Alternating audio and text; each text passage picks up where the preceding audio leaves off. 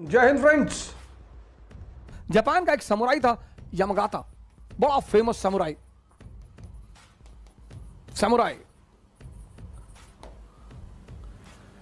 तलवारबाज, पूरा जापान के समुराइयों को हरा चुका था। शंकराचार्य की उपाधि तलवारबाजी में उस आदमी के सामने कोई था ही नहीं जापान में। एक साल उसने पूरे जापान में मुकाबला किया, सबको हराया यामागाता।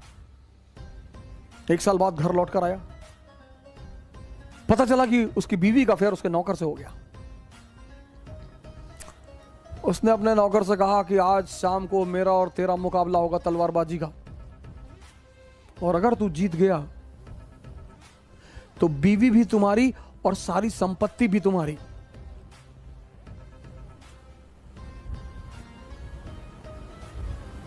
अरे उस नौकर ने कहा कि मालिक ऐसे ही मार डालिए, आप पूरे जापान के समुराई हैं, हम लड़ेंगे आपसे। मतलब सचिन तेंदुलकर से एक रिक्शा वाला ये कहते कि हम तुमको बॉलिंग करेंगे, और वो भी ऐसे। शोएब अख्तर को हॉन्ट करता था वो आदमी, शेन वॉर्न को हॉन्ट करता था वो आदमी। उसने कहा नहीं ऐसे नहीं, कल शाम को तलवारबाजी होगी, स्टेडियम में मिलना। अरे बोले मालिक, बोला कुछ नहीं, सुनना ही नहीं। कल शाम को तलवारबाजी होगी, वहां अगर तुम मुझे हरा ले गए तो सारी संपत्ति तुम्हारी, बीवी तुम्हारी।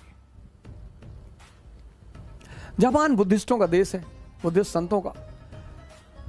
वो नौकर निकला, कोई सामने बुद्धिस्ट संत उसको टकरा गया।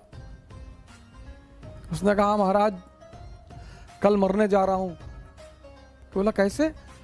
क्योंकि मौत तो किसी को पता नहीं होती, तुम्हें कैसे पता है? कहा सरकार। तो फिर उसने सारी कहानी सुनाई। कहा सरकार ऐसी ऐसी बात है, और कल तो ये मुझे मार डालेगा। तो उस बुद्धिस्ट संत ने कहा कि तुम चाहो तो बच सकते हो। कहा कैसे सरकार? कहा कल का इंतजार क्यों कर रहे हो? आज तलवार उठा लो और जाके अभी बस अभी जाके जितनी गाली दे सकते हो दो, निकल बाहर। यामागाता इसको इस संत से बात करते हुए देख रहा था। देखना कहानी का, यामागाता देख रहा था। और ये गया बाजार में, इसने तलवार खरीदी और लौट के आया, दरवाजे पे खड़ा कि निकल। यामागाता को लगा कि यार इस बंदे की औकात नहीं मेरे सामने बोलने की, वो मुझे निकल कह रहा है, गाली दे रहा है।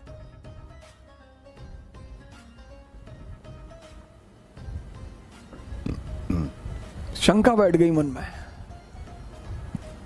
निकला तलवार लेकर बाहर, उठाई तलवार उसने। तब तक इसने घुमा के मारा एक हाथ, यामागाता के हाथ से तलवार छूट गई।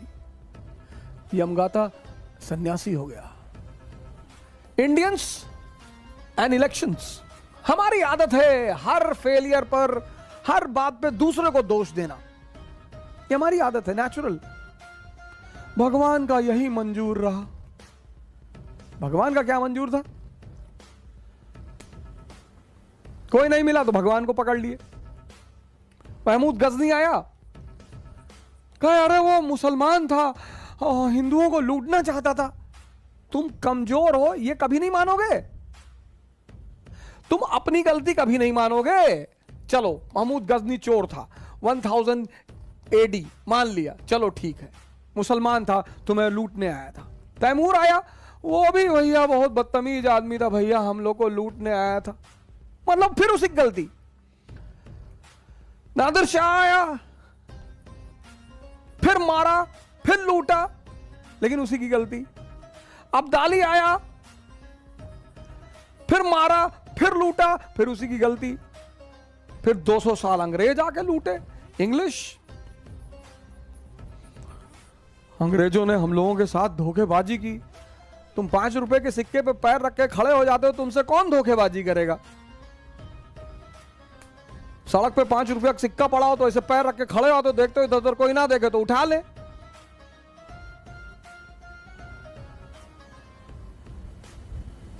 कभी अपनी भी गलती मानो यार, कभी अपनी भी रिस्पॉन्सिबिलिटी लो। सरकार तो गलत है ही है, सरकार तो बिल्कुल फेल कर गई। पर कभी अपनी भी तो गलती मानो। पिछले 30 साल से इस देश में कोई हिंदू शेर को चुन रहा था, कोई मुसलमान शेर को चुन रहा था, कोई दलित शेर को चुन रहा था, कोई ब्राह्मण शेर को चुन रहा था। वीडियो डालते थे, ये जा रहा है ब्राह्मण शेर। नेता चुनना है ना, दलित चुनोगे अंबेडकर की तरह चुन लो। नेता चुनना है ना, मुसलमान चुनोगे हजरत मोहानी की तरह चुन लो, हारून की तरह। इस्लाम की सबसे बड़ी देन, इस्लाम की सबसे बड़ी देन जो इस देश के 90% मुसलमानों को नहीं पता है। राजनीति में इस्लाम की सबसे बड़ी देन, राजनीति में नहीं पता, वो है एनलाइटेंड एरिस्टोक्रेसी। ये इस्लाम की सबसे बड़ी देन है, एनलाइटेंड एरिस्टोक्रेसी। और इसमें 2 नाम इतने महान हैं, एक अल हारून और दूसरा उसका बेटा अल मामून। सर पढ़िए कभी इनके बारे में। 90% मुसलमान औरंगजेब का नाम जानते हैं, इन लोग का जानते ही नहीं। औरंगजेब बड़ा बढ़िया आदमी था, चच्चा थे तुम्हारे ना। भाई साहब वो महान आदमी था, हाँ बहुत महान था। एक बार आसमान में से उंगली डाल के छेद कर दिया था, वो बाद में नासा वालों ने भरा।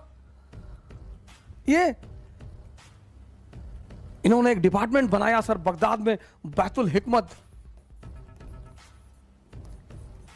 पर मुसलमानों से कुछ बोल दो नाराज हो जाते हैं, संगी है, संगी है ये। हाँ बैतुल हिकमत सबको बुलाया सर, पूरी दुनिया के विद्वानों को। ये इस्लाम की राजनीति को सबसे बड़ी देन है, कैलिफ सिस्टम। जो आदमी एनलाइटेंड होगा वो स्पिरिचुअल हेड होगा और वही पॉलिटिकल हेड होगा। हजरत अबू बकर, हजरत उमर साहब की कहानियां सुनो सर। मुसलमान इसी को भूल गया। नेता चुनो सर, तुम दलित नेता चाहते हो ना, दलित नेता चुनो, अंबेडकर जैसा चुनो।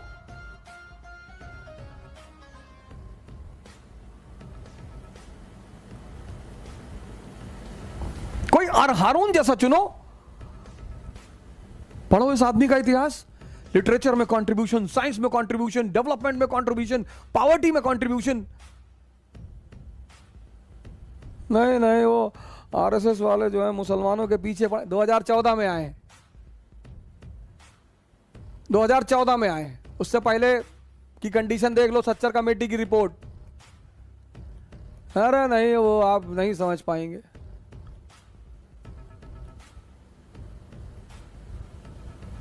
ये पटेल, आजाद, नेहरू, गांधी, अंबेडकर, ये सर पढ़े लिखे लोग थे सर। अंबेडकर के पास इतनी डिग्रियां थी सर, इतनी। मैं उनकी एक फोटोग्राफ है अपने पास रखता हूं हमेशा, मैं दिखाता हूं आपको।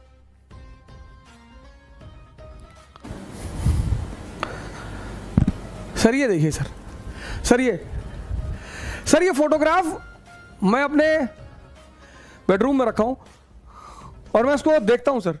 डिग्री देखिए sir, degree doctor B R Ambedkar, MA PhD Columbia, DSc बहुत लोगों को पता ही नहीं होगा, जो उनको भगवान मानते हैं उनको भी नहीं पता होगा। DSc London, LLD Columbia, DLitt bar at law London, MLC, इतनी डिग्री सर। पडरौना यूनिवर्सिटी से नहीं। ऐसे आदमी को नेता चुनो सर, इसी को बोलते हैं एनलाइटेंड एरिस्टोक्रेसी।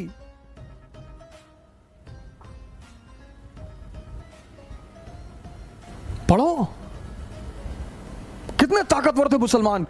पूरा स्पेन से लेके कैस्पियन सी, स्पेन से लेके चाइना सी, कैस्पियन से लेके हिंदुस्तान, सब पर कब्जा। कुछ तो बात रही होगी ना सर। भगवान राम जैसा राजा चुनो, त्याग करने को तैयार है हमेशा, खुद के लिए कुछ नहीं करना।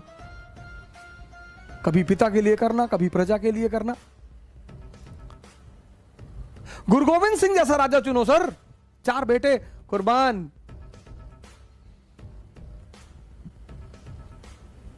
राजा चुनना है ना, चुनने की ताकत तो तुम्हारे हाथ में। तुम दूसरे को दोष क्यों देते हो? क्योंकि तुम्हारी आदत पड़ी है पुरानी। ये देखो, ये तुम्हारी आदत पड़ी है पुरानी। तुम अपना इंट्रोस्पेक्शन कभी नहीं करोगे। क्या आज डॉक्टर अंबेडकर जैसा व्यक्तित्व दलित समाज में नहीं है? क्या आज हारून जैसा व्यक्तित्व मुस्लिम समाज में नहीं है?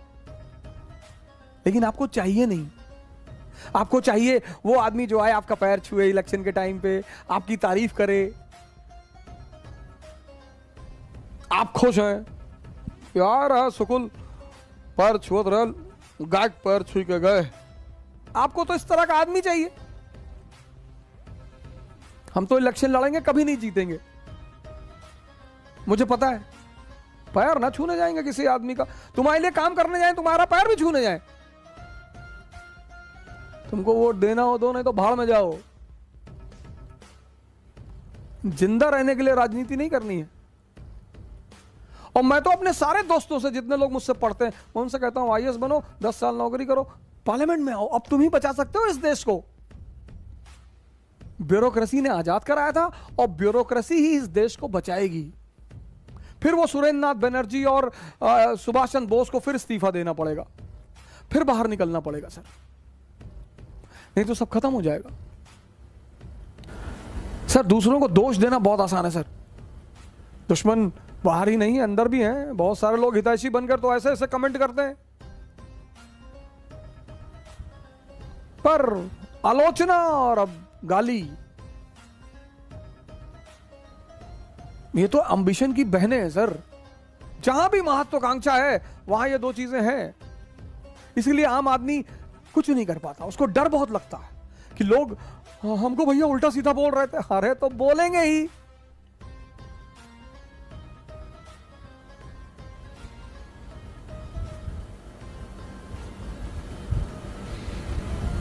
गांधी को बोलते हैं, नेहरू को बोलते हैं, नेपोलियन को बोलते हैं, किसको नहीं बोलते?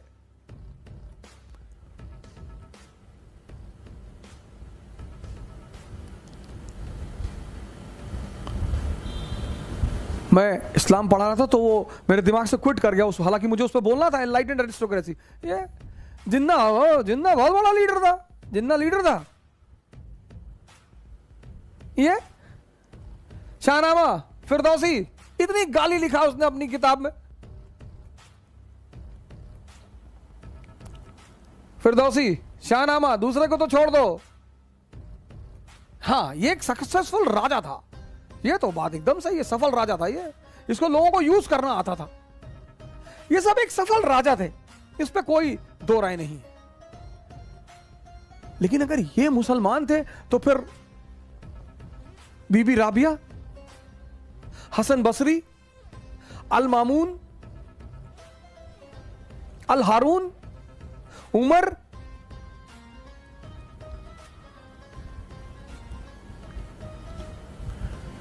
गलत चीजों को मत पकड़ो सर,